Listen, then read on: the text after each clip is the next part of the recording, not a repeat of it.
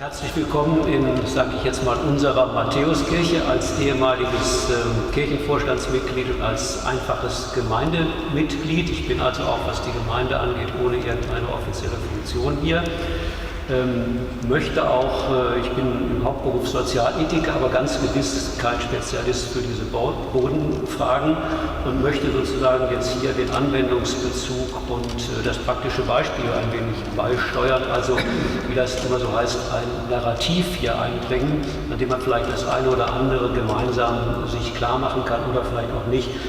Das Wichtigste ist eigentlich schon gesagt worden. Wir befinden uns hier auf einem der teuersten Grundstücke Frankfurts und das hat in einer bestimmten Situation dazu geführt, dass es die Absicht gab, jetzt muss man im Stadtdekanat, damals hieß das noch Regionalverband, sagen, dass man dieses Grundstück verkauft und in der ursprünglichen Konstellation hieß das ganz eindeutig, dass diese Kirche abgerissen werden sollte. Und dass man dann auf dem Boden hier, dazu sage ich aber auch noch mal etwas, ein Hochhaus baut. Das waren so die ursprünglichen Absichten, so wie sie hier dazu kamen. Klassiker auch für Kirchens ist, wir haben dann als Gemeinde zweimal fusioniert. Ich kam erst bei der zweiten Funktion eigentlich dazu, dass wir rechtlich auch zuständig waren für diese ursprüngliche Matthäusgemeinde. Ursprünglich gehörte ich mal zur Weißfrauenkirchengemeinde und dann ging das weiter zur evangelischen Gemeinde am Hauptbahnhof und dann kamen wir erst hier zu, da waren die wesentlichen Entscheidungen eigentlich hier schon gefallen. Man muss hier wissen, dass die Gemeinden eigentlich nur Nutzer dieser Kirchen sind. Der Eigentümer im rechtlichen Sinne ist der Regionalverband, der Stadtdekanat, also der gesamte Bezirk Frankfurt hier mit den evangelischen Gemeinden. Und so hat es dann in einer bestimmten Situation den Beschluss gegeben, der damaligen Regionalversammlung, diese Kirche zu verkaufen und damit auch, da hatte einer komplizierten Vorgeschichte auch der Kirchenvorstand hier zugestimmt, dass die Kirche auch, oder hatte nicht widersprochen rechtzeitig, dass sie auch abgerissen werden konnte. Das hat die Kirche nicht etwa deshalb gemacht, weil es ihr Spaß macht, Kirchen abzureißen, sondern man hat gleichzeitig eine Stiftung gegründet, aus deren Erträge man alle anderen Frankfurter Kirchen hätte erhalten können. Und auch dieser Gemeinde hier sind sehr großzügig im Verhältnis zu anderen auch kirchliche Nutzungen angeboten worden, sowohl in dem neuen Hochhaus, das hier entstehen sollte, als auch alle möglichen Alternativen hätte man mit uns diskutiert. Es hat hier etwas, ich sag mal als ehemaliger Juso, so eine Bewegung gegeben, wo einige, vor allen Dingen auch Ältere in der Gemeinde, richtig radikal geworden sind. Einige erinnern sich vielleicht auch noch an so symbolische Protestaktionen, also die hier betroffene Gemeinde hat vehement dagegen protestiert. Und ich habe damals so als jemand, der da reinkam, an Kirchen, dem Peter Steinacker damals gesagt, Peter, ich sehe hier folgendes Szenario, ich war ja noch im Kirchenvorstand, einige von uns sind richtig verrückt und wenn du Pech hast, wird es hier folgende Konstellation geben, es kommt der Bagger an und dann kettet sich eine alte Dame an die Kirchentüre und du hast eine Tagesschaukamera.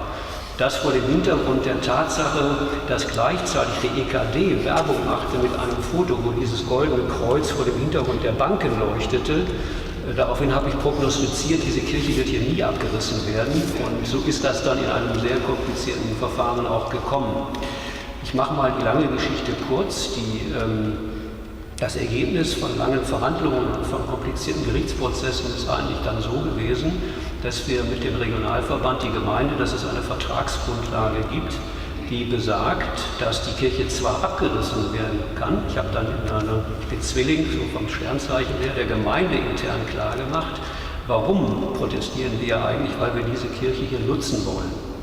Und wir haben jetzt die Rechtssituation so ungefähr, ich skizziere die mal so, dass es jedenfalls klar ist, sobald hier dieses Grundstück veräußert wird, steht der Erhalt dieser Kirche als Grundbuchlast im Grundbuch des Investors.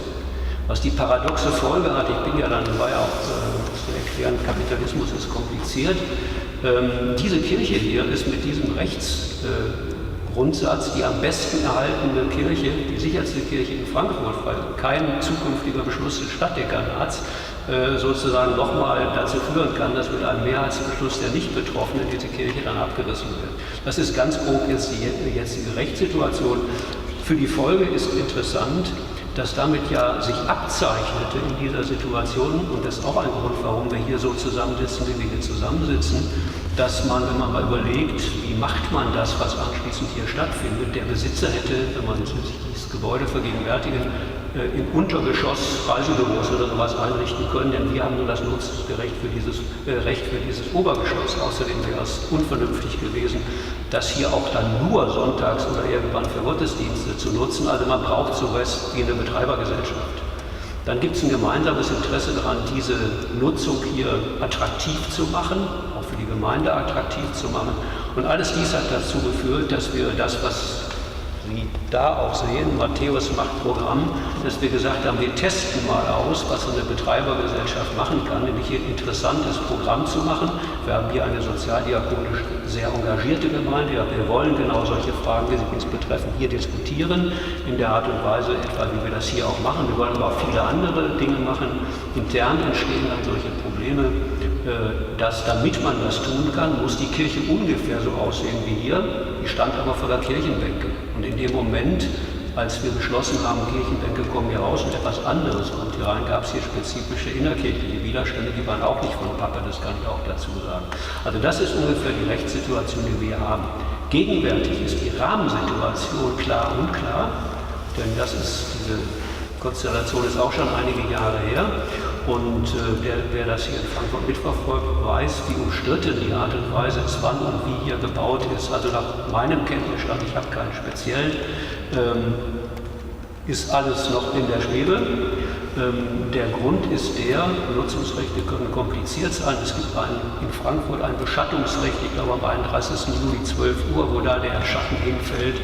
Derjenige, kann dann bei Bebauungen hat er ein Einspruchsrecht, das relativ stark ist. Das heißt, hier, das Hochhaus konnte gar nicht auf dem Kirchengrundstück allein gebaut werden. Wir brauchen jedenfalls einen Teil des angrenzenden Grundstücks, auf dem das alte Polizeipräsidium steht. Und das gehört dem Land. Die haben sich mal irgendwann verzockt. Im Moment ist jedenfalls für künftige Investoren die Lage so unklar, dass man nicht recht weiterkommt. Nach der Rahmensituation, die wir haben, liegt das nicht daran, dass nicht etwa genügend Leute bereit wären, im Prinzip hierfür ihr Kapital einzusetzen. Im Gegenteil, also das ist das, was die Gemeinde immer vermutet. Da ist gar kein Investor, das ist natürlich nicht der Fall. Es gibt jede Menge Interessenten, aber die kalkulieren natürlich, wie sich die Rahmenbedingungen hier zurechtrütteln, und da scheint es alle möglichen Unklarheiten noch zu geben. Also das ist so mein Stand. Und jedenfalls wir sitzen hier in der Folge des Versuchs der Gemeinde, aus dieser Situation inhaltlich für die Gemeinde das Optimum zu machen. Ja, vielen Dank.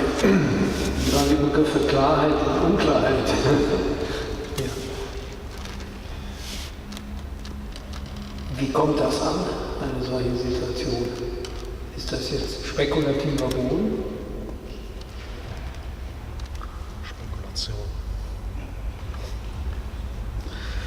Was ist Spekulation? Also, ich sage mal so, es ist ein Filetstück hier in Frankfurt, 1A-Lage, und man kann auf diesem Standort eine Menge Geld verdienen. Und wenn man das jetzt mal rein ökonomisch betrachtet, dann würde man natürlich sagen, okay, wenn das jetzt hier als Kirche genutzt wird, dann verhindert das, dass es einer ökonomisch höherwertigen Nutzung zugeführt wird. Der Punkt ist aber, man kann Bodenfragen nie nur rein ökonomisch betrachten. Es geht hier um gesellschaftliche Fragen. Es geht darum, dass man das System Gesellschaft, das viele Dimensionen hat, hier auch ausbalanciert. Das ist im Übrigen meines Erachtens auch eine Frage der Planung. Eine Planung, eine Landnutzungsplanung, nennen wir sie mal so, hat auch oder sollte eine Schutzfunktion haben. Sie sollte eben auch jemanden beschützen oder solche Verwendungen beschützen, die möglicherweise nicht so ökonomisch ertragreich sind, aber dennoch von hohem Nutzen, wie dieser auch aussehen mag, für die Allgemeinheit. Also wenn ich alles dem Markt überlasse, ohne ihn irgendwie mit Leitplanken auszustatten, hätte ich beispielsweise auf einem Grundstück irgendwo in einem Wohngebiet möglicherweise eine Bank und keine Schule, also nichts gegen Banken. Ne? Aber das heißt, normalerweise ohne irgendwelche planerischen Leitplanken setzt sich die zahlungskräftigere Lösung durch. Das ist aber für die Gemeinschaft nicht die beste Lösung. Für die Gemeinschaft wäre in einem solchen Wohngebiet möglicherweise die beste Lösung eine Schule. Und damit das realisiert wird, müssen dann eben oder ist es auch Aufgabe der Planung, solche Schutzräume dann zu veranstalten. Und das ist natürlich auch wieder eine Frage der gesellschaftlichen Auseinandersetzung, des gesellschaftlichen Konsens.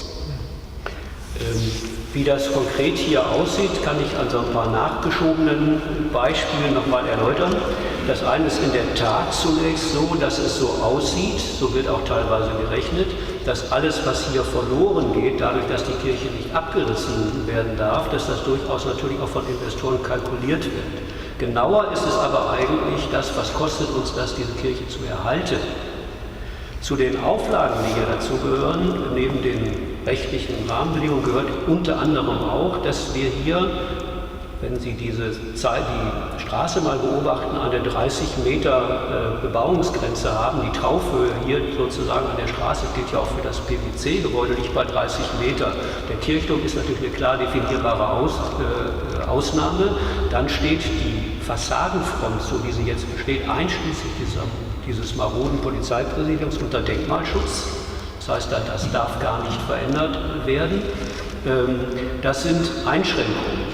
Paradox ist jetzt die Geschichte, dass in dem Moment, wo wir anfangen, hier, sagen wir mal, ein straffes, linkes, aber uns profilierendes Thema hier zu bearbeiten, paradoxerweise der Wert des ganzen Areals steigt, ehe hier gar nichts los ist. Wenn irgendwas los ist, ist das hochinteressant.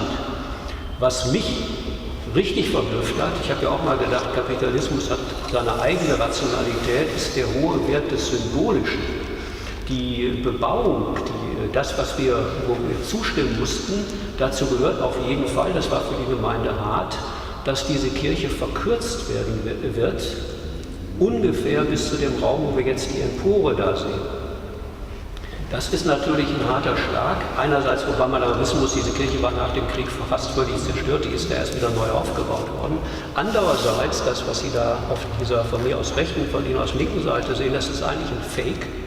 Denn die Kirche ist mit 3 Schiffen gebaut. Das heißt, Sie haben hier ein Fenster, ein Seitenschiff, wir sitzen im Mittelschiff und das ist und war mal früher eigentlich ein genauso großes Seitenschiff. Der Gemeinde mussten wir dann also erklären, es besteht eine Chance in dem Moment, wo wir richtig umgebaut wird, weil verkauft und neu gebaut wird, verkürzt sich zwar die Kirche, einerseits, andererseits erhält sie ihren ursprünglichen Grundrissen teilweise wieder zurück, weil dieses Seitenschiff wieder geöffnet werden kann. Also an dem Raum tut sich vielleicht gar nicht viel. Aber wir haben jetzt die Frage, das Spannende ist, warum war das so wichtig? Bei allen Diskussionen, da kamen wir nicht dran vorbei, dass verkürzt wird. Weil dann zu dem Hochhaus, was ursprünglich angedacht war und was dahinter gebaut werden sollte, der offizielle Zugang dann von dieser Straße aus erfolgt wäre. Und das hätte den Wert gehabt, dass dieses Hochhaus diese Straße als Adresse gehabt hätte. Sonst wäre da die Hohenstaufenallee als Zugang gewesen. Und das ging gar nicht. Also wegen dieser rein symbolischen Geschichte sozusagen mussten hier irre Verhandlungen geführt werden. Und das macht eben auch den Wert dessen aus, was letzten Endes über den Boden dann oder so, über den Kauf des Bodens gerechnet wurde. Politisch hat sich geändert, damit man mal sieht, was da auch politisch dann noch passiert, in welchem Maße. Zunächst mal, nachdem wir hart diskutiert haben, hat sich der Bebauungsplan ein Stück weit geändert. Das ursprünglich geplante Hochhaus so in diese Richtung wurde schmaler von der Grundfläche her, weil ja die Kirche stehen bleiben musste irgendwie. Dafür hat man da gedacht, dann kann das ein bisschen höher werden. Also am gebauten Raum hätte sich nicht viel geändert. Inzwischen ändert sich die politische Konstellation. Büro verkauft sich nicht mehr so gut. Jetzt wird daran geändert, das mit Blöcken von auch jedenfalls Wohnhäusern zu bebauen. Das sind so die Ideen, die man so hört, die dann natürlich, damit das Volumen auch ungefähr wieder erreicht wird, etwas höher sind, als man das normalerweise gehabt hätte, wenn das so ein Hochhaus gegeben hätte. Also da ändern sich auch politisch Rahmenbedingungen, die dann alle irgendwie ökonomisch oder für das, was dann real passieren wird, irgendwie in die Preisvorstellung und die Kalkulationen von potenziellen Investoren eingehen. Das ist das, was wir so am Rande lernen über diese Bodenfragen hier in der Gemeinde. Brexit-Diskussion oder das Umzug von Bankern aus London, die jetzt A-Lagen benötigen, als Büroraum. Also das ist so aktuell, dass das in die also die Frage war, wie wirkt sich Brexit auf diese Spekulationen aus? Das ist so aktuell, dass sozusagen in diese Hintergrundvorstellung, wie ich sie mitkriege, das noch gar nicht einfließt. Aber da kann ich jetzt ein bisschen ironisch sein. Es kommt darauf an, wer gewinnt. Entweder die Neoliberalen, dann passiert dieser Zuschuss, dann steigen die Mieten. Wenn Hajo Köhn und die Seinen gewinnen, die wollen nicht, dass das in Frankfurt passiert, dann geht der Preis wieder enorm runter. Insofern kostet er uns was. Möglicherweise. Kurz noch dazu eine kleine Anekdote zu der Brexit-Diskussion und dem Zuzug der Banker. Also, war neulich eine Veranstaltung hier, da wurde ein Buch vorgestellt, das hatte damit nichts zu tun, aber da ging es auch um die Immobiliensituation in Frankfurt und Banker. Und dann habe ich das dortige Podium gefragt, ob sie sich noch an die Zeit nach der Finanzkrise erinnern, wie man da über die Banker gesprochen hat, so nach dem Motto, lass sie abhauen, ja, es tut uns nicht leid, wenn sie weg sind, wir brauchen sie sowieso nicht mehr. Damals wurde noch pauschal von den Bankern gesprochen, ja. Der Meinung waren wir nie, da sollte man gut differenzieren. Freut mich, dass Herr Erler heute Abend da ist von der Evangelischen Bank. Wir haben immer gesagt, es gibt gute Banken. Und das ist alles vergessen worden. Es wird Hurra geschrien, die Banker kommen aus London hierher, aber was würde denn passieren, wenn wir wieder eine Krise haben? Die gleiche Situation. Haben wir vergessen, dass an der Wall Street Banker aus dem Fenster geschmissen worden sind damals, nach der Finanzkrise? Gesprungen. Ja, beides, gesprungen und geschmissen. Das heißt, gibt es keine Kriterien, wen wollen wir hier haben? Das war meine Frage. Und da war Verwirrung auf dem Podium, weil es war wirklich vergessen, die Diskussion. Jetzt Publikum hier drüben.